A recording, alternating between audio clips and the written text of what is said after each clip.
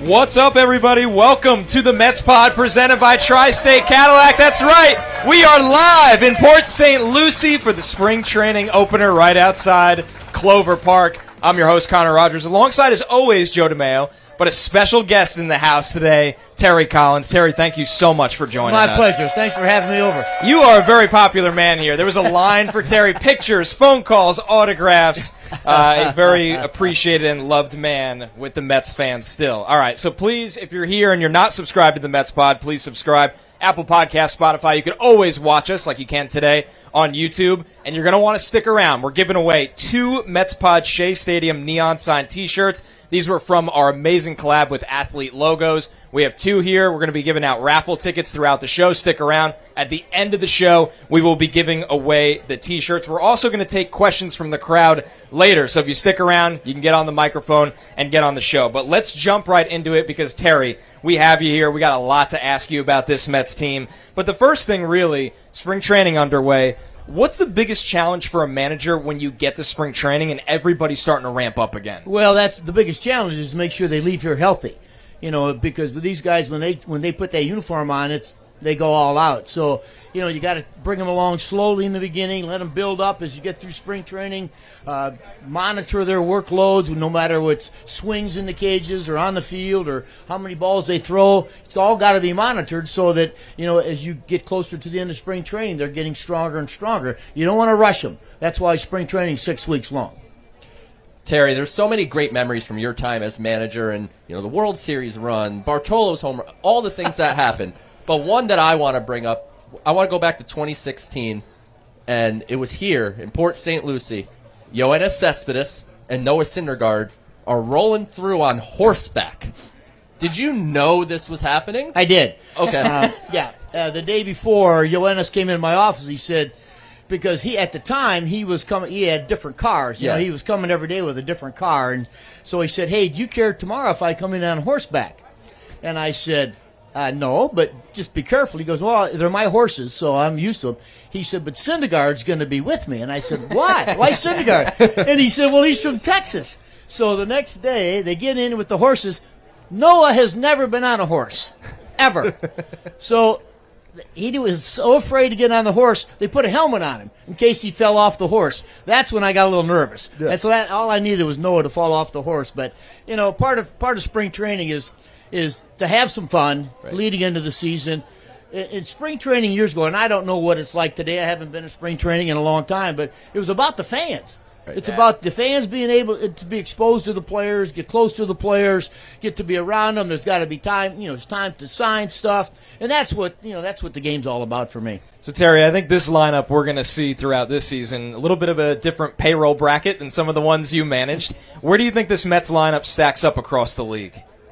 Well, I think they got a great lineup. I think they got a tremendous lineup. They're deep. They, 1 to 9. When you're talking about a guy like Alvarez, he may be hitting 8th, or maybe Sirius hitting 9th. I don't know what Carlos is going to do, but those first 5, 6 guys, they're dangerous. And there's just one after another, and so they never let up. And that's tough for another team, the opposition, when you face a lineup where there's no easy outs. Years and years ago, it used to be 7, 8, 9 were outs. Pitchers could say, look, I know I'm going to get 9 outs from these 3 guys. Now my object is to get to the other guys. Well, that's not going to happen with the Mets. Connor and I, over the last 2-3 weeks on the show, we've been formulating how to set up the top of the lineup, and we have a manager here with us. So why don't we ask you, if you were in Carlos Mendoza's seat, knowing who was the options at the top of the order, how would you put together the lineup for opening day for the Mets? Well, again, I think what we saw last year with what Francisco did in the leadoff spot, I don't think you want to mess with that. Yeah. So he'd be the first guy, and obviously you got to get number 22 up there as much as you can. Yeah, so right. He's going to hit next, and then I think the most important spot is who's going to hit behind him. Yeah. Because in the game today, those mega stars like him, the other team's not going to let them beat them. So you got to have somebody who they are scared, hitting behind Soto, and I don't know who that's going to be yet. That's going to be Carlos's biggest decision for me. That's why I thought one of the biggest signs they did was to bring Pete back. Yeah, because Pete Alonso drives in runs. He might not have had the best year last year, but everybody has a bad year once in a while, but this guy drives in runs. He's a run-producing guy, and I think he'd be the perfect guy to hit third.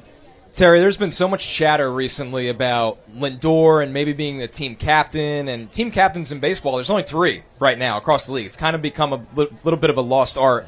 What are your thoughts on a team captain in baseball, the pros and maybe even cons of it? Well, when we named David the team captain, it wasn't because he was a great speech giver. It's because his respect for the sport, the way he prepared for every single day on the field, his respect for the fans, the media. I wanted him to lead by example. I wanted the young guys who came in here to say, follow David Wright, because that's how we're going to play here. And I think that's what you have to do as the team captain. It's not about, holding court and giving motivational talk. That really is the job of the manager.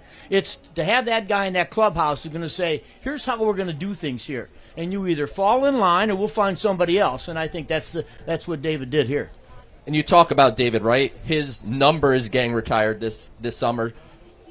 What was your emotion when you found out that David was getting his number retired? And frankly, how much did he mean to you in your run as manager here? Well, when I heard about it, I was actually at the golf course and just finished playing golf with a guy named Tony Carullo, who was the visiting clubhouse guy for 4 years, who's also going to get honored that day. And so it was one of the funniest things we saw, because Tony is, nobody knows Tony because he's behind the scenes, and he was here for 50 years with the Mets. So I called David from the golf course to congratulate him, and Tony got on the phone and said, David, you're raining on my parade. Stealing all the shine. This is my day, not your day. So, but nobody deserves it more than he did. He was a class act, face of the organization.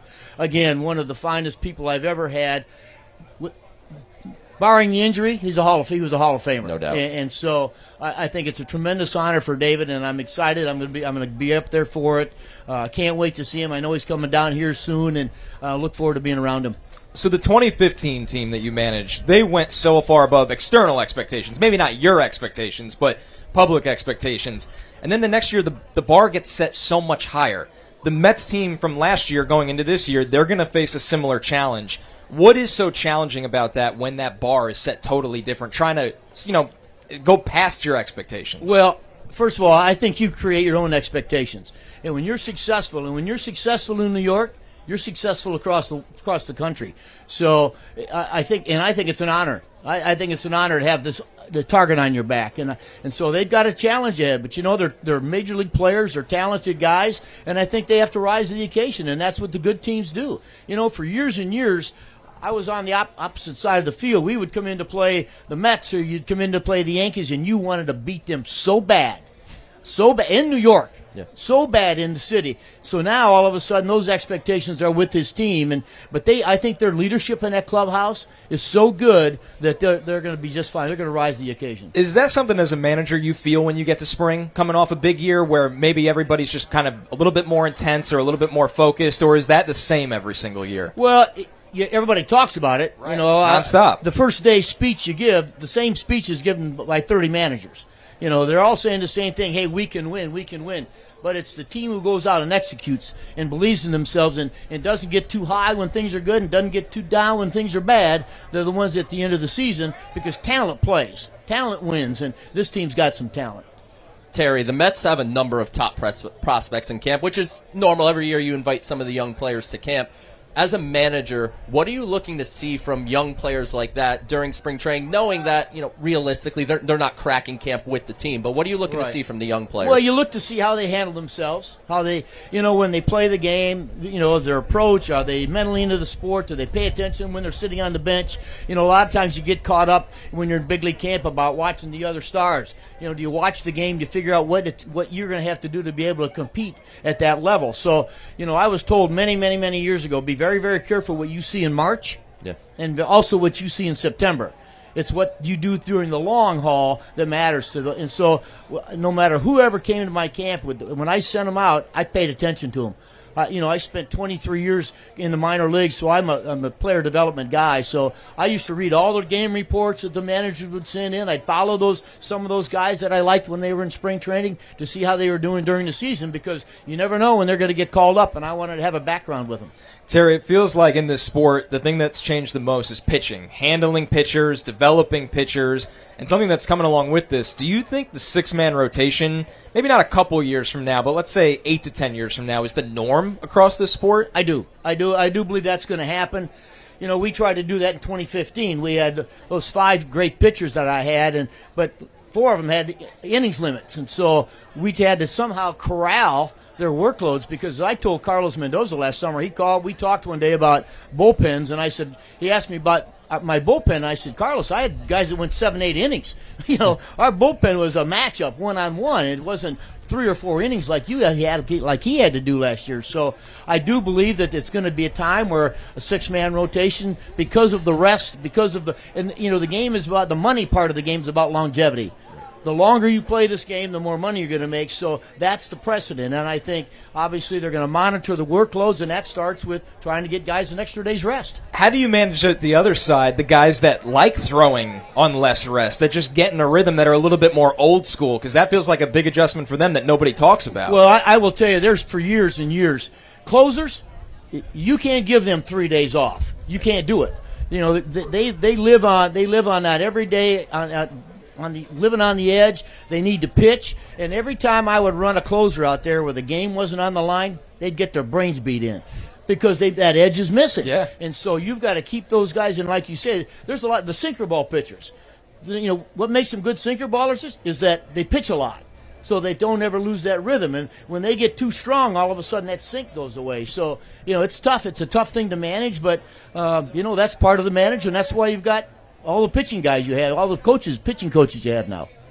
So us and Mets fans, I think everyone was really excited by what Carlos Mendoza showed in his first year as manager here.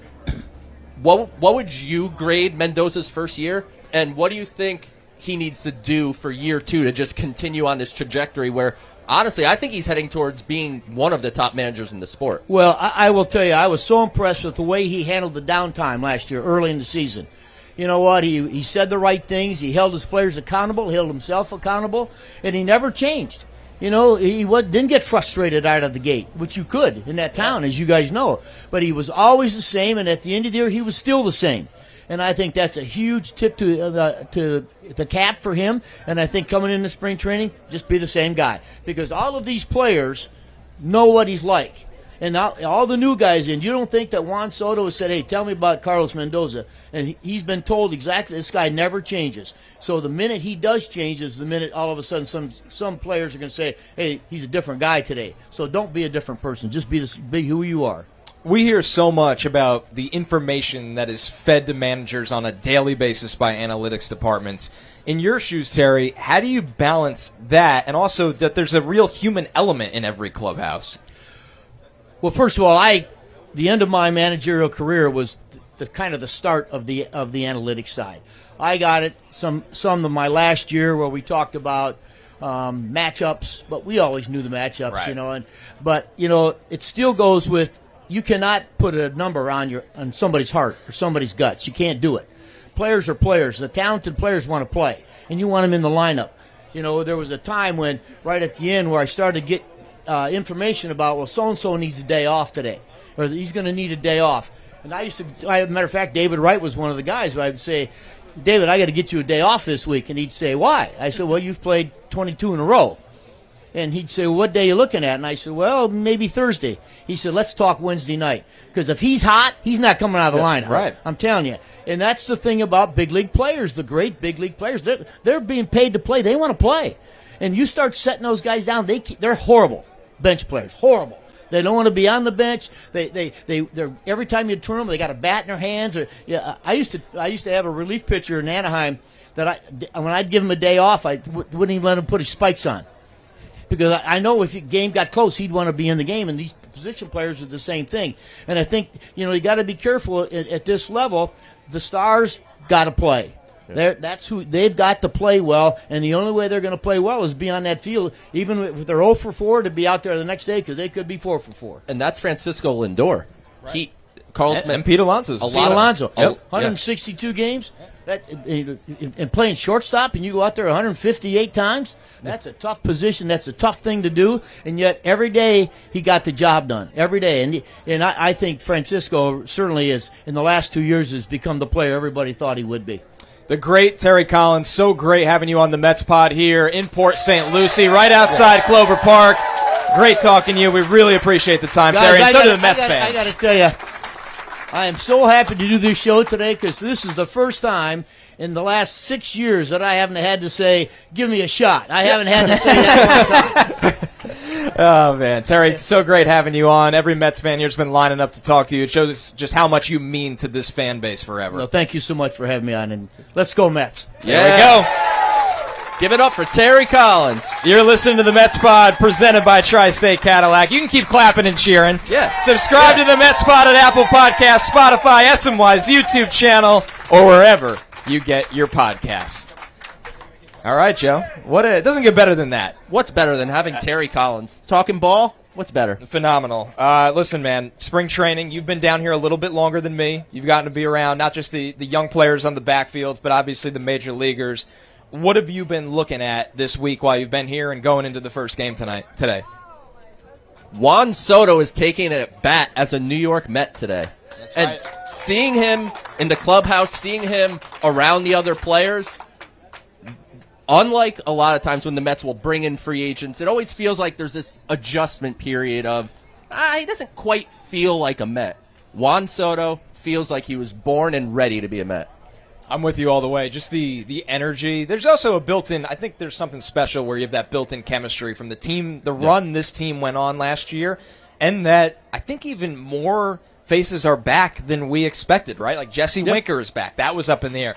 Pete Alonso's back. That was up in the air for a really long time. Pete Alonso is back.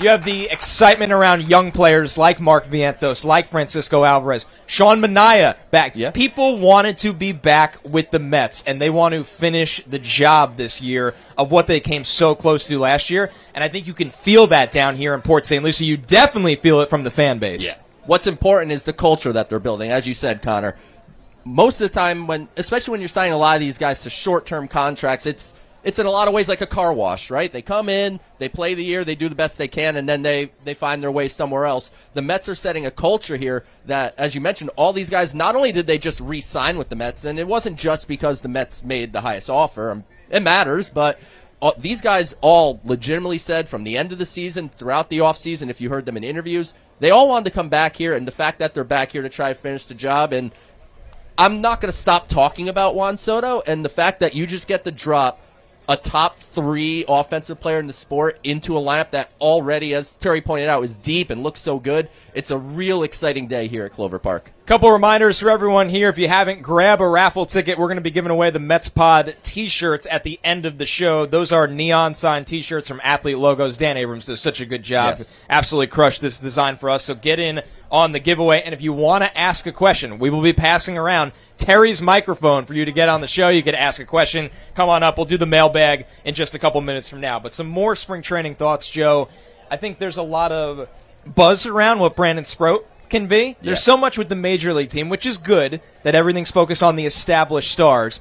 But, man, pitching runs thin real quickly every single year. And I think there's going to be a lot of eyes on Sproat, who's expected to start in AAA. But this could be kind of a Christian Scott situation from last year, Joe, where, who knows, maybe June, July, he's having some success at AAA, and the Mets want to kind of give their rotation a shot in the arm. Hey, pitching certainly runs thin. The Mets already lost Frankie Montas for an extended period of time, and that's going to lead to some more competition. I know there's a lot of conversation surrounding, do they bring Jose Quintana back? I think, at least as of now, the Mets' plan is to give Griffin Canning a shot, give Tyler McGill a shot, give Paul Blackburn a shot, and kind of replace a back-end guy with a different back-end guy. But where Brandon Sproat adds that level of excitement is this is a former second-round pick, enters professional baseball last year for the first time, and I think that's something that I think a lot of people almost forget about.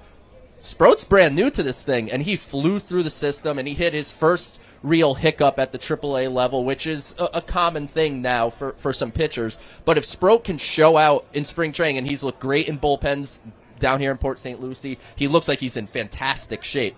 I think he's a guy that has that potential to be that number 3 type of starter or even better. And as you said, if he gets off to a similar type of start that Christian Scott did last year, we could be talking by Memorial Day, June. I'll see all of your tweets mentioning to me, when are they calling up Brandon Sproat? A tradition like no other. No better place to do it down on the farm segment than Port St. Lucie. Let's start with some of the younger names in big league camp, and then we'll talk about, watching the backfields yesterday.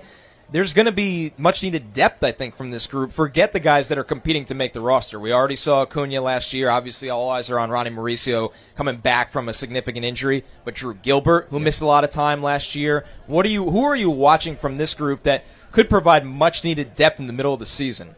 It's a really exciting time for the Mets within their farm system because often when, I do my prospect list that you can read at SNY.TV, we do Down on the Farm every week on this show, and it's always talking about so-and-so doing great in Brooklyn, so-and-so doing great in St. Lucie. It's just like, yeah, that's good, but they're like 3 years away, so we'll deal with that then. The Mets are getting on the cusp of a lot of these guys being ready to help the big league team. We saw Luis Angel Acuna, as you mentioned. We saw Ronny Mauricio before he tore his ACL. Brett Beatty, I know a lot of people want to just give up on him, but he's still a young man, and you and I have talked about this before, that in a lot of ways it feels like Mark Vientos of this time last year. And then you mentioned Drew Gilbert. That's another guy. Brandon Sproat, who we just talked about. Blade Tidwell, right-handed pitcher, who also got to AAA Syracuse last year, so he's getting closer to making a spot maybe at the major league level. And then if you want to go just a touch below where it's a double-A guy, Ryan Clifford, I think, is a big name to keep an eye on. We saw him in the clubhouse this morning. Big, imposing figure. He has the potential to be a 25, 30 home run bat at the next level. And as a first baseman, and, I know we're all happy that Pete's back, but we also have to be honest, that's a short-term commitment, so we don't know what Pete's future is here. And I think Ryan Clifford's someone I'm going to be keeping a close eye on. Yeah, with his power and just ability to get on base, Clifford will be one of the most watched names in the system throughout the year, especially as more guys graduate to at least getting a taste of the big league level. Let's go deeper into the system. How about some players from the backfields that maybe most of the fan base isn't even aware of yet? Yeah, I was roaming the backfields yesterday, and I just love doing that. You walk around, you just see all these young guys, and there's so many of them. We have it's their first time here for some of them. A lot of them, it's their first time even playing professional baseball. But a couple things that I want to talk about is Matt Allan. He's a pitcher that hasn't pitched. So he was the Mets' third-round pick in the 2019 draft. He hasn't pitched since 2019. We're talking about a nearly 6-year gap. He's still 23. He's still 23. Soon to be 24. Soon to be 24. Yeah. Coming off 2 Tommy John surgeries. He had a nerve transposition. But he's in the backfields doing bullpens, touching 97. His hammer curveball is back. So, that's a guy I'm really excited about.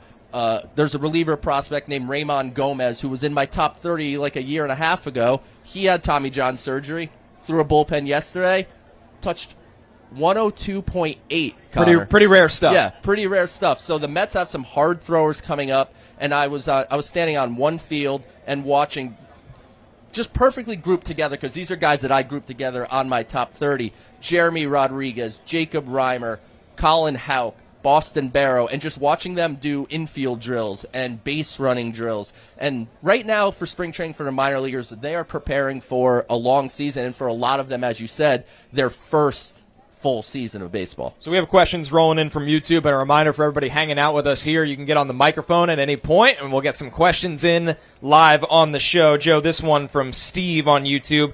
Guys, how many pitchers will the Mets use this year, over under? I think it was 37 last year. Yeah. I'm hoping it was 36, but they went on Baseball Reference and they counted Eddie Alvarez. I'm not counting Eddie Alvarez pitching. I'll count Eddie Alvarez pitching. Give him his love. No, position players do not count. Yeah. So 36 actual pitchers used. I'm hoping for the under here, Joe. They have a lot of established arms already in this bullpen. Obviously already dealing with some injuries with the rotation, but man, I don't want to call last year an outlier, but it did feel high, especially that the bullpen looked totally different by July than what they opened with. So the biggest thing is bullpens just change over so much. The starting rotation, you're hoping to be a little more stagnant, where there's less changeover, but the bullpen, there's going to be guys that have to come up, have to come down, and you utilize the minor league options on them. Honestly, 36 feels high, but it's not really as high as you would think. So I would put it not really all that far off, because unless I'm forgetting, it's not like the Mets had drastic injury issues on the roster last year. Brooks Raley went down, Deadneil Nunez went down. Long Drew Smith. term, though. Yeah, those are long term. Senga missed most of obviously Yeah. pretty much all the year. Yeah, but it wasn't like they had just a rash of injuries nonstop. It just takes a lot of pitchers to get through this marathon of 162 games. All right, we're going to get some questions rolling in on the show. If you want to just say your name on the Mets pod and then fire away. Connor Joe, Gary Papora from Stamford, Connecticut. Hey, Gary. Hey, nice to see you guys. Big fan too. of the show. Great to have Thank you here. you. First time, long time. There we I go. love it. Here's my question. Mets center fielder of the future. Is it Jet Williams? Luis Angel Acuna? Drew Gilbert? Someone else in the Mets organization? Yeah. Or someone else that's not even on the Mets roster right now? Well, we can't account for how they want to spend their money in free agency or in trade, but if we want to just stick with internal, the Mets are giving Jet Williams some run in center field this spring. He also can play second. He could play short, so there's a lot of versatility there. I believe Acuna, they're playing to keep him in the dirt. He's got some run at third base. Second and short are a little more natural for him. Drew Gilbert's the one I'm going to keep an eye on because we talked about this on the show last year when the Mets signed Harrison Bader. It felt in a lot of ways that they were signing a fourth outfielder, right? But he got to play every day, plus Gold Glove caliber defense. I thought the plan was he's going to play until Drew Gilbert is ready. And then Gilbert, of course, missed most of the year with an injury and just never really got to the point where he could be considered to be called up. I think they're doing the same kind of thing again with Jose Siri this year. Defense first player, and Drew Gilbert go back to AAA Syracuse. He performs. I think he could find his way into the lineup at some point this year. Yeah, and I think they're in a situation where they have so much pop in this lineup at other positions that they might just like having a committee there. Like Siri gives you plus defense, obviously. Taylor off the bench is just perfect for that. Can Gilbert establish himself? We'll see. He wasn't healthy enough last year to do it. The guy with the most upside is Jet. If Jet shows he has plus defense or average defense in center field with his ability to get on base and run, that's the guy that you could see him actually holding down the spot long term. But we just don't know if he could do it because the guy was an infielder his whole life. Yeah, I think he can. He played some at the Arizona Fall League. He played some in the minor leagues as well. He's a great athlete. Yeah, great athlete. So they have options. And if you want to just go a touch lower, Carson Benj, the Mets' first-round pick from this past year, they're planning to send him out as a center fielder. I personally think right field is probably his long-term home, but they're gonna give it a shot and see if center field could work for him. Thanks, Gary. Thanks, guys. Thank you, Jets Gary. look good on the dirt, so it's a good problem to have. Yeah, Yes. we'll see. Thanks, Gary. Thank you, Appreciate Gary. it. Who do we got? Hey, buddy. Hi. What's your name? Ruben. All right, what do you got for us? If Alonso leaves, will the first baseman be Mark Vientos, Ryan Clifford, or Jared Young? How about Vlad Guerrero Jr.? Yeah, how about some Vlad? You want some Vlad Guerrero? Look, Probably I'll say this. I think everyone just tries to end Pete Alonso's career as a New York Met, and let's let him play ball this year and see. It could work out that Pete Alonso's a Met for a long term, and I know he's a favorite of yours. I see he's got a polar bear shirt you got on. Don't worry about Pete Alonso leaving. Enjoy him playing this year, but in the case that he does, I think Vladimir Guerrero Jr. is someone the Mets will certainly look at in free agency. But when you think long-term, and I like that you brought up Mark Vientos there, because if Pete didn't come back, that he came back a couple weeks ago, Vientos was shifting the first base then. Yeah. So I think all avenues are open, but let's not push Pete out the door quite yet. Is Pete your favorite player? I don't know. All right. We'll let this year decide. I kind of like that strategy. Yeah. That's how I go by it, too. Thanks so much. Thank you. Thanks a lot. Thank you. Thank you. Hi, my name is Elizabeth. I'm a huge fan of the pod, by the way. Thank you Thanks, so much Elizabeth. for having me on. I'm wondering, when do you think Brandon Sproat's going to be up this season? Let's pick a month each. Let's not dance around the we'll see, you know what I mean? I'll say July.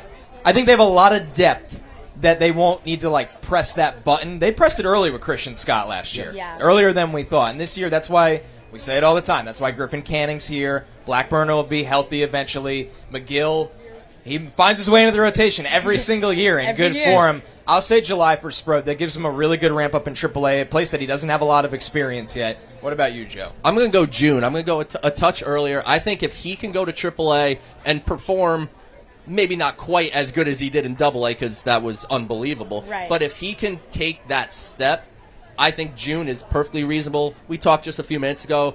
Memorial Day is when I'm going to start. If he's pitching well, that's when my my radar's going to go up a little bit for his call-up. And as you mentioned, while there is that back-end depth, I think Brandon Sproat provides a lot more upside than what Paul Blackburn and Griffin Canning and Tyler McGill do. And I'm really excited to see him up here.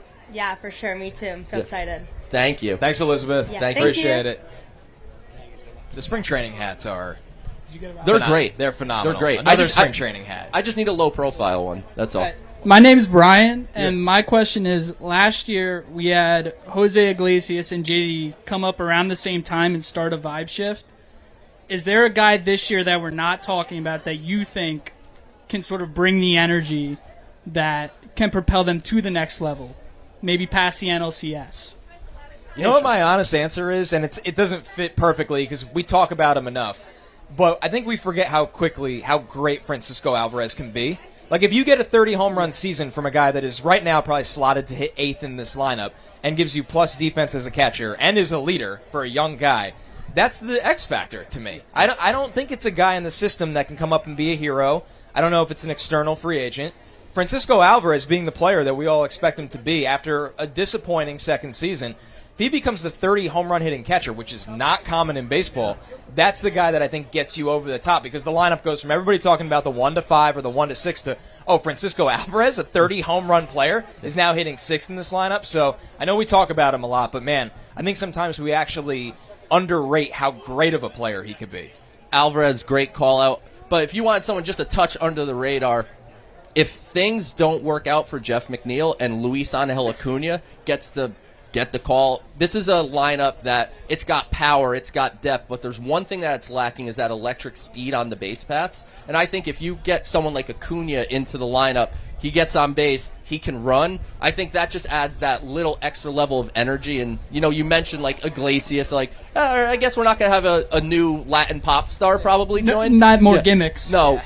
They checked with Nick Madrigal, who right now I think would be slated to kind of take the Iglesias role initially, and said he's not a musician. So energy, I think, a lot of it comes from winning, right?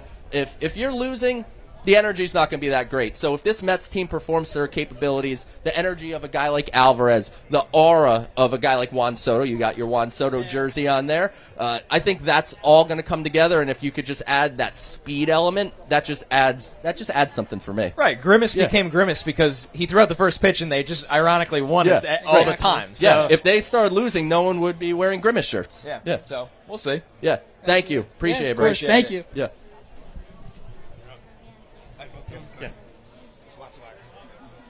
Hey, I'm Raleigh. This is Driggs. What's up, guys? How we doing? Hey, in our house, Jeff McNeil is one of our favorite players. Yes. And it pains me to hear everybody scooting him out the door all the time on the Mets pod. So what is your prediction, and hopefully positive one, we do have Jeff McNeil this year? We do have a bad habit of that sometimes. I think, the realistic part of it is there probably was one of the rare movable players on this roster. We heard him thrown around in rumors, Marte.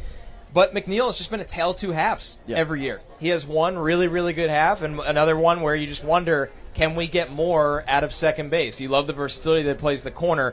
So I'm going to be honest with you. He feels like a coin flip player that I have no idea what's left in the tank anymore. Maybe some of that is maybe he's been hurt during those bad halves, but that was the story with him when he was a prospect as well, Joe. Yeah, he had a lot of injury issues kind of coming up, and now they're perking up a little more. But as you mentioned, the tale of two halves. For a month and a half before he got hit, and it's a fluke, right? You see guys get hit by like 95-mile-an-hour fastballs in the wrist, and they just go to first, and they're perfectly fine. McNeil gets hit by like a 77-mile-an-hour curveball and breaks his hand, unfortunately. But for that month and a half before, he was OPSing like 870. He looked like the Jeff McNeil of old. So there is some optimism, I think, with him. He's going to more of a traditional bat rather than that bat without the knob, and that's allowing him to just impact the baseball a little more. I think that's something he's trying to do. And if he doesn't get off to a hot start, the young players that we talk about, they're breathing down. They're looking for an opportunity. So I think there's more pressure on Jeff McNeil than almost anybody in this lineup to perform early. Okay, well, we'll cross our fingers that he does good. Yeah. Hey, we all want Jeff McNeil to hit 330 again. I want to see that Jeff McNeil. Another X factor of the back end of this lineup, without a doubt. Thanks, guys. Well, thank you so much. Take care. Hi, my name is Richard. Hey, man. Richard. Nice bucket My hat. question is, will Edwin Diaz have a good season as a closer? Well, you're asking Mr. Edwin Diaz, so I guess I'll start. I think something that really stood out to me following this team in the offseason is that he spoke about, I didn't have my normal offseason ramp up because I was hurt. I was rehabbing my lower body instead of throwing. So I'm very bullish and very optimistic on Diaz this year getting back to himself, because it's easy for anyone, like a fan, anyone outside of baseball, to look at that and forget. That's a totally different system. Like, you're not on the same throwing schedule. You might not have the same velocity when you get back into camp. You and I were here last year when we watched him throw for the first time since the rehab process was complete. So I'm really optimistic Diaz is going to have a huge year. I am too. And people forget just how catastrophic that knee injury was. It wasn't just like a regular old injury. It ends football careers, like, to put it in perspective. Patella tendon, really tough to bounce back from. And it was just hot and cold with him in 2024. I don't think we're going to necessarily see 2022 Edwin Diaz again, but that's arguably a top 5 relief season in the history of baseball. So that's a really high bar, but I have a lot of faith in Edwin Diaz. A lot of things that Connor said, having a normal offseason program. He's operating in spring training perfectly normal. Mendoza said that he was up to 96 in the bullpen, which is a good start for this point in camp. I feel like Edwin Diaz is going to have a huge bounce-back year, and for a team that has goals of making it further than the National League Championship Series, they're going to need him. Thanks, Richard. Thanks, Richard. Appreciate it. Who let this guy get a microphone? Hey, fellas, Connor, Joe, great to see you. I'm Adam from Freehold, New Jersey. Sam is my daughter, right there. Sam is an integral part of the Mets pod. The star of the Mets pod. Yes, the actual... Give it up for Sam. Yeah, give it up for Sam. Underappreciated Sam. Doing the Lord's work over there behind the scenes. So, fellas, I just wanted to ask, Pete Alonso may very well break the all-time Mets home run record. I think he needs 27, if I'm not mistaken. Where does he fit in front of, behind Soto? Where do you think he best fits in order to meet that plateau and make everybody happy at Citi Field this year? Man, I think a big reason he came back on a team-friendly-ish term deal is the chance to maybe hit behind Soto. Now, we don't know what it's going to look like opening day, but if you're talking about just trying to get that record and see the best pitches, I mean, the fact if you get to hit after Francisco Lindor and Juan Soto, that is just huge numbers at stake for a Pete Alonso bounce back. So I'd say hitting third, but my gut feel is he'll hit fourth. I think they'll set up Vientos in the 3-hole for the most success. See how it goes. If he has a slow start, maybe that's an area where they kind of flip things around. So if you go into this ballpark in just hour and change, and they're going to play a spring training game, the top of the lineup is Francisco Lindor, Juan Soto, Pete Alonso. I think that's how they're going to start. And then what they do from there, do they want to split the righties and lefties? Do they put Brandon Nimmo right behind that and then Vientos? Or do they put Vientos behind Alonso? As long as Pete Alonso's healthy, he's going to break Darryl Strawberry's record this year. Last year was a, quote, down year for Pete. He hit 34 home runs. So hitting behind Soto and just being in this deep lineup, I think is setting up Pete Alonso to have a really big year. Maybe we're getting back into that 40 home run Pete Alonso, and I think hitting behind Juan Soto will be a good place to start. Thanks, guys. Thank you. Here's hoping the Mets have a great season, and you do too. Thank you. Appreciate it. A couple of reminders here, guys. If you want to come up and ask a question, feel free to grab the microphone. And also, if you haven't gotten a raffle ticket for our giveaway, we got Mets Pod neon sign T-shirts from Athlete Logos. We're giving away at the end of the show here, but we got time for a couple more questions if anyone wants. And they are still rolling in from YouTube, Joe. This one from the Fundamentals on YouTube. Who's the utility guy? Acuna, Beatty, or Mauricio? That's what spring training's for. Nick Madrigal. Yeah, none of the above. Yeah, I think right now Nick Madrigal has the leg up. He's on a split contract. He has minor league options. So if he doesn't perform, he could end up back in AAA. But I firmly believe in, you want your young players to get the opportunity to play. What is the advantage to have, like, Acuna would be nice off the bench with his versatility and his speed, but Acuna also had a rough year at AAA last year. Let's not overlook that, because I know the 2 weeks here at the major league level were huge. I think he still needs to prove more at AAA. So the young players, I would like to have them on reserve in AAA if possible, and give Nick Madrigal a shot, who is playing shortstop, getting reps there. So if they need that on a given day, if something were to happen where Lindor needed a day off or something happened where he needed to leave a game, you need someone that's able to stand that shortstop, and I think Nick Madrigal has a chance to do that. Do you think he's kind of they went into last year, Joey Wendell was here, Zach Short was here. Those guys gave you a floor because they'd been in the major leagues before. You knew what they could do defensively. The question of them sticking on the team or not sticking on the team ultimately was offense. Do you think Madrigal's in a very similar situation where it's like at some point you're going to have to provide something offensively as much as we like your defensive floor? For sure, and he's a contact hitter, and heard from some people that he was crushing batting practice, loud off the bat. Former top 5 pick, so Nick Madrigal's not just some guy that they found on the street. This is a guy that was a top-end prospect that just hasn't quite met his ceiling and potential, but he does have a career .270 batting average at the big league level, so it's not as if there's not some history of success for him. So I'm excited to see him this spring, and I think he has an opportunity to fill that role just fine. You think when you look at Acuna, is that the upside option here because of what we saw, which is a little bit of lightning in a bottle last year? I think a lot of Mets fans know he didn't have a big year at AAA, and he kind of came up, because it was a necessity. Like you said, the athleticism, the speed, the defense could always play. We saw that in spring training last year. He looked really confident on the dirt, but he performed at the major league level. I don't know if it was adrenaline or just being able to perform under the bright lights. He feels like a guy where the upside is there, but if he has a slow spring, maybe they want him to try to show more consistency in Syracuse. Definitely the higher upside play. Like, he's the guy, I think, that, as we mentioned when we were talking about Jeff McNeil a couple minutes ago, I think that's the first guy up if something were to happen with McNeil. And Ronny Mauricio, I think, is another really high upside guy, but we have to see how he looks heading off of the ACL surgery and finally getting healthy. Batting practice looks good. He's a little behind, so I think he'll go to AAA and get that opportunity. But, yeah, the Mets have options, and I think that's the very important thing. All right, in just a moment, we're going to do our giveaway here. It looks like we have one more question coming in before we do, so stick around. Hey, I'm Matt Allan. I just want to follow up on the Mauricio question. Yes. He starts the year in AAA, and then if he gets called up, let's say middle of the season, how does he fit into this lineup? That's a great question. I think it would probably take McNeil struggling a little bit and Mauricio going back to a comfortable second base spot because it's just hard to imagine any other spot opening up unless they see him as a utility option, but they've been careful in the past about using young guys as utility options because you just want them to play every day, especially a guy that was out of baseball last year with an injury. Connor, one of the things that we talk about all the time is this stuff always works itself out. Like, at the end of the day, someone's going to get hurt, something's going to happen. You go through a ton of players throughout a season, and Mauricio has the versatility to handle second base, to handle shortstop, to handle third base. So if anything were to happen at any of those spots, I think Mauricio is a guy that's going to push for it. And if he's able to recreate some of the bat-to-ball stuff that he had when he first came up, I mean, I can already remember that 118-mile-an-hour line drive that just sizzled over the right fielder's head. Double, Yes, so Mauricio is someone that the Mets are still incredibly high on, and I don't want people to forget about him just because he was gone for a year, but he's right in the discussion for anything the Mets are looking to do in the infield in 2025. I'm not forgetting about him. Yes. Looking forward to it. Thanks, guys. Thank you. Appreciate it. Thank you. I share his excitement about Mauricio. I thought he looked every bit the part when he came up. Brutal injury, but people come back from. It's not like you think about it long term.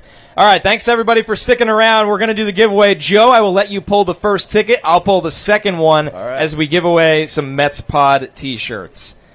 And the lucky number is, Joe? We got 31794228. There it is. See, ask a question, your luck improves.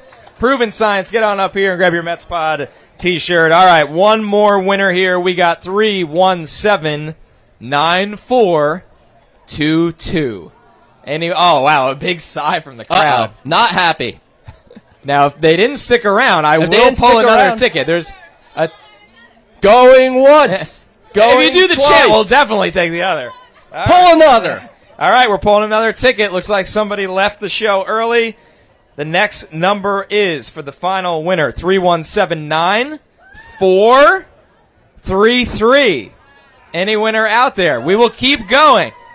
There we go. See, two people asked a question. There we go. And hey, you come up to the microphone and look what happens. Right over the desk. You didn't want me to try to catch it because I would have missed. All right, guys, it's been an awesome time here outside Clover Park for the Mets spring training opener. A huge thank you to Terry Collins, who was just phenomenal as always. Stories for Days. And a huge thank you to you. Yes. Everybody that stuck around the show, hung out, said hello. We love you guys so much. You really make the Mets Pod as special as it is. This is the Mets Pod presented by Tri-State Cadillac. Visit your Tri-State Cadillac dealer today. Subscribe to the show so you never miss an episode. We got some fun stuff coming this week that we've got to do behind the scenes here in Port St. Lucie, Joe. So you can subscribe, Apple Podcasts, Spotify, wherever you get your podcasts. Leave us a review with a question. We answer all those questions during the mailbag portion of our show. You can watch every episode on SNY's YouTube channel, like the live show you saw today. Thanks so much, everybody. Have a great time at the game. We'll catch you next week, and let's go Mets.